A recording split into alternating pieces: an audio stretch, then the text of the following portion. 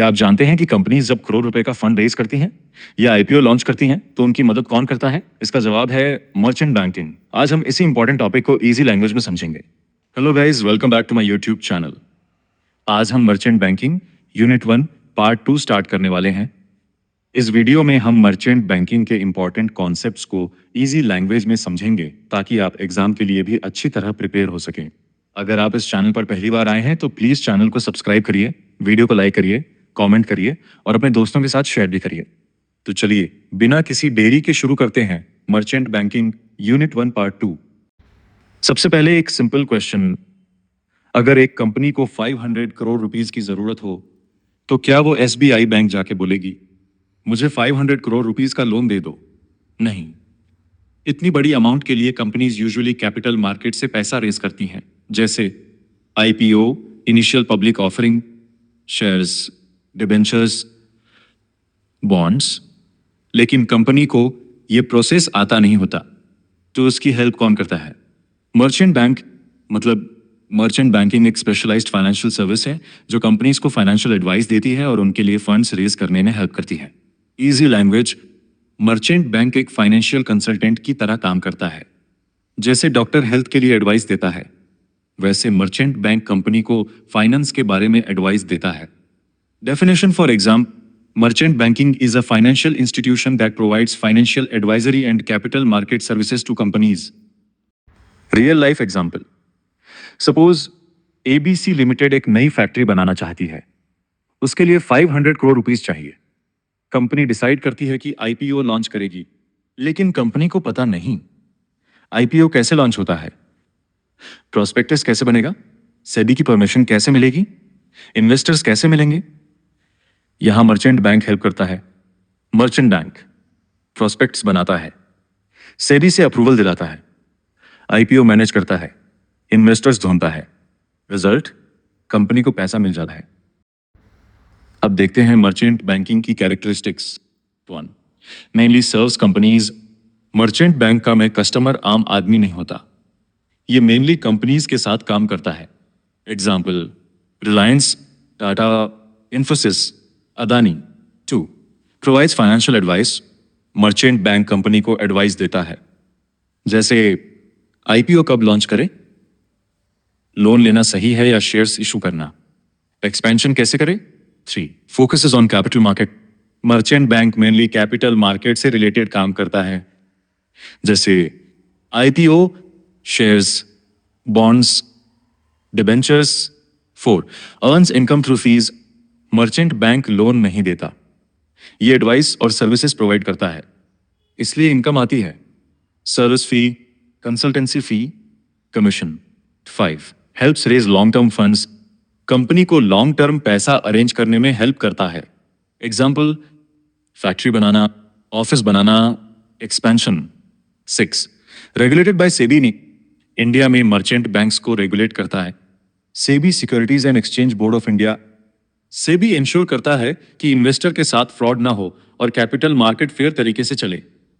अब देखते हैं मर्चेंट बैंकिंग की शुरुआत कैसे हुई। Origin in the world, merchant banking की शुरुआत इटली और यूरोप में हुई।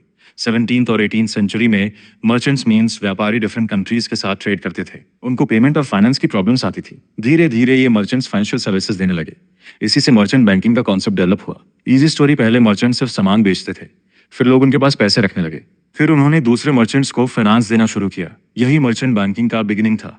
Origin in India. इंडिया में मर्चेंट बैंकिंग की शुरुआत 1967 ग्राइंडलेस बैंक ने पहला मर्चेंट बैंकिंग डिवीजन स्टार्ट किया। उसके बाद 1972 एसबीआई ने मर्चेंट बैंकिंग स्टार्ट की। 1973 आईसीआईसीआई ने मर्चेंट बैंकिंग स्टार्ट की। 1992 सेबी बना। उसके बाद मर्चेंट बैंकिंग इंडस्ट्री बहुत फास्ट ग्रो हुई।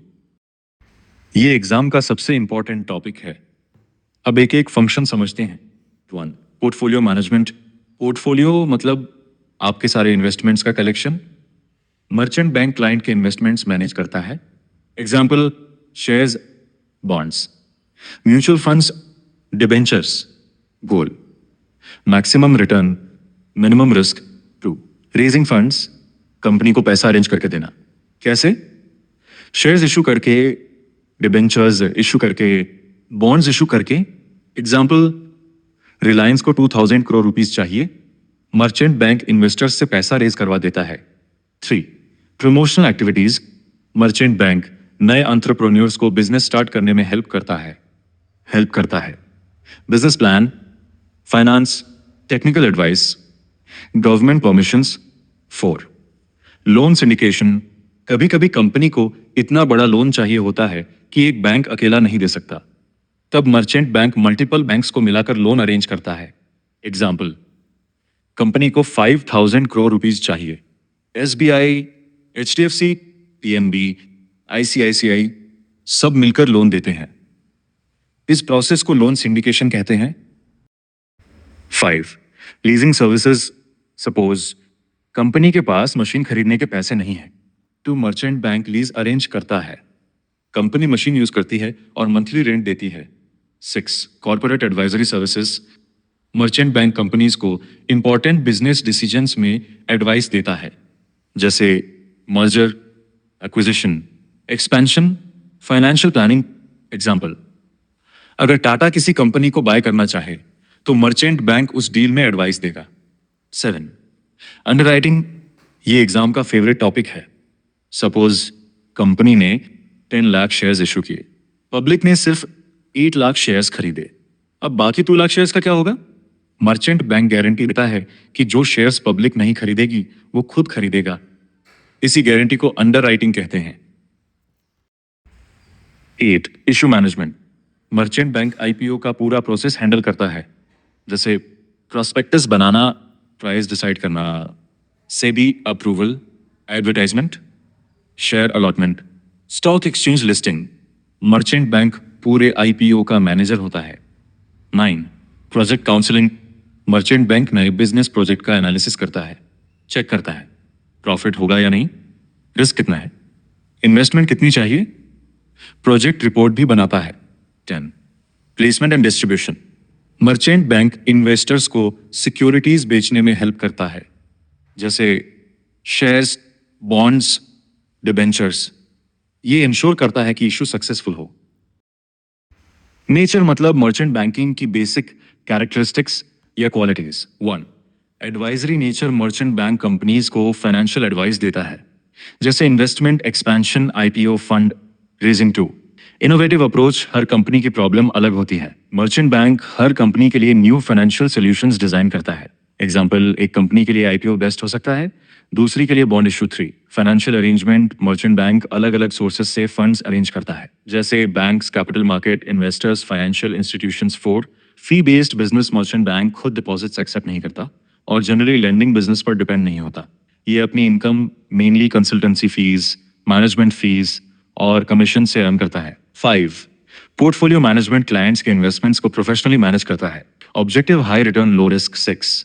Corporate restructuring. कभी कंपनी को बिजनेस इंप्रूव करना होता है, मर्चेंट बैंक हेल्प करता है, जैसे मर्जर मतलब 2 कंपनीज का एक होना, एक्विशन मतलब एक कंपनी दूसरी को खरीदना, टेक ओवर मतलब कंट्रोल हासिल करना, बिजनेस रिस्ट्रक्चरिंग मतलब कंपनी की स्ट्रक्चर या ऑपरेशंस को इंप्रूव करना।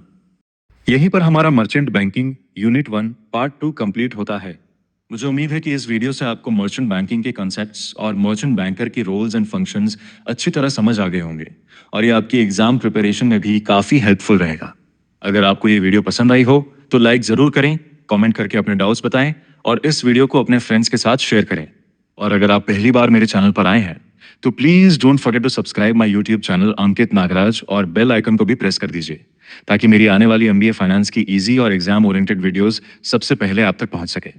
Thank you so much for watching. मिलते हैं मर्चेंट बैंकिंग यूनिट 1 पार्ट 3 में